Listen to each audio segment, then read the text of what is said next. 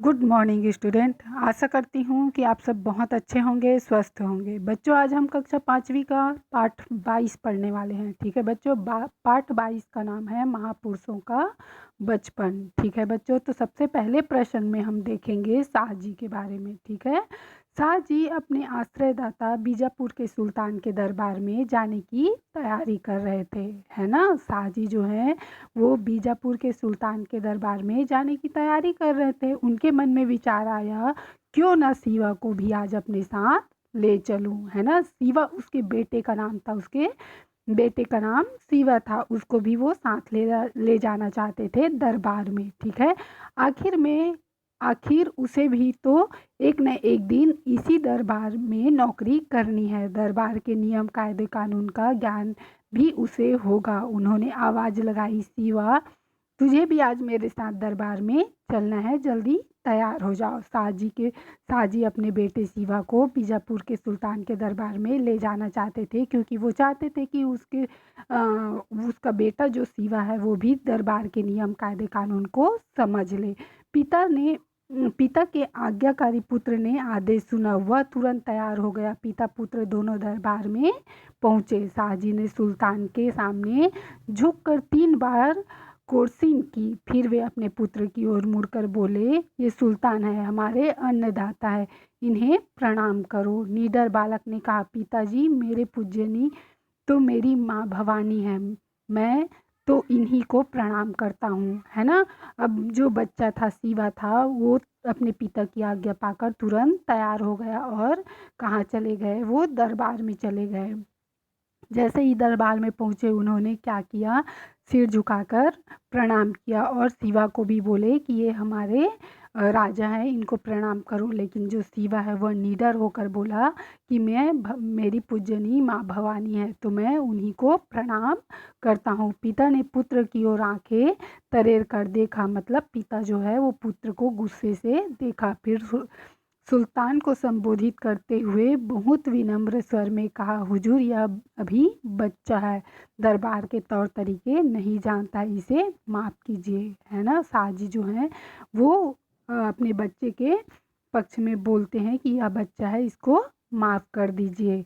जब घर लौटकर जब पिता ने अपने पुत्र को उसके व्यवहार के लिए डांटा, तो उसने फिर उसने कहा, पिताजी, माता पिता, गुरु और माँ भवानी के अलावा यह सिर किसी और के आगे नहीं झुक सकता है। निडर बालक की बात सुनकर पिता सन्न रह गए। ठीक है बच्चों, यह रहा पहला प्रसंग। अब दूसरा प्रसंग में हम महात्मा गांधी जी के बारे में पढ़ेंगे। ठीक है, तो दूसरा प्रसंग में स्कूल में कक्षाएं लग रही थी, जैसे आप लोग कक्षा में बैठ के पढ़ते हो वैसे ही कक्षा लगी हुई थी। निरीक्षण के लिए शिक्षा विभाग के निरीक्षक आने वाले थे। नियत समय पर वे आए। एक कक्षा में विद्यार्थी को उन्होंने 5 शब्द लिखने को दिए। उनमें से एक शब्द था कैटल, है ना। क्या शब्द था? कैटल। मोहन ने यह शब्द गलत लिखा। मोहन कौन है? महात्मा गांधी जी के बचपन का नाम मोहन है। ठीक है बच्चों, अध्यापक ने अपने बूट से ठोकर देकर इशारा किया कि आगे बैठे लड़के की प्लेट देकर शब्द ठीक कर ले। मोहन ने नकल नहीं की। वह तो सोचता था कि परीक्षा में अध्यापक इसलिए होते हैं कि कोई लड़का नकल न कर सके। मोहन को छोड़कर सब लड़कों ने 5 शब्द सही निकले। उस पर अध्यापक भी नाराज हुए, लेकिन उसने दूसरों की नकल करना कभी न सीखा। ठीक है बच्चों, हमें दूसरों की कभी भी नकल नहीं करनी चाहिए। ये रहा हमारा दूसरा प्रसंग। अब हम तीसरा प्रसंग पढ़ेंगे। ठीक है बच्चों, विद्यालय लगा था, है ना। विद्यालय लगा था, लेकिन एक कक्षा में कोई शिक्षक नहीं थे। उस कक्षा के कुछ विद्यार्थी बाहर टहल रहे थे, कुछ कक्षा में बैठे मूंगफली खा रहे थे। वे मूंगफली के छिलके वहीं कक्षा में फेंक रहे थे। शिक्षक कक्षा में आए और कक्षा में मूंगफली के छिलके बिखरे देखकर बहुत क्रोधित हुए, है ना।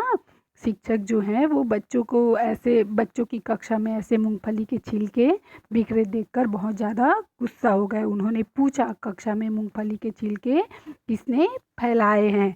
किसी विद्यार्थी ने कोई जवाब नहीं दिया, है ना। जैसे टीचर पूछे कि मूंगफली के छिलके किसने बिखराए हैं, तो कोई भी बच्चा जवाब नहीं दिया। शिक्षक ने दोबारा वही प्रश्न कठोरता से पूछा, है ना, कठोरता से किया, किंतु फिर भी किसी छात्र ने उत्तर नहीं दिया।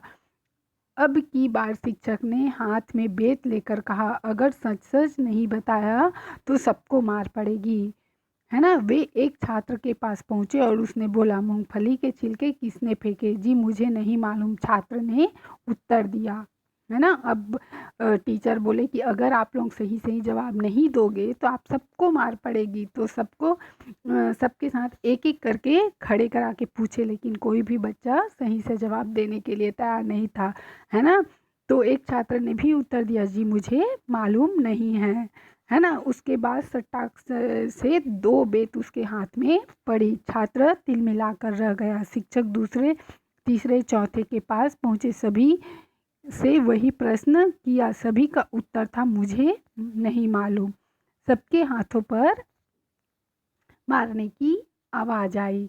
अब शिक्षक 5वें छात्र के पास पहुंचे, उससे भी वही प्रश्न किया गया, है ना। छात्र ने उत्तर दिया, श्रीमान जी, न मैंने मूंगफली खाई न छिलके फेंके, मैं दूसरों की चुगली नहीं करता, इसलिए नाम भी नहीं बताऊंगा।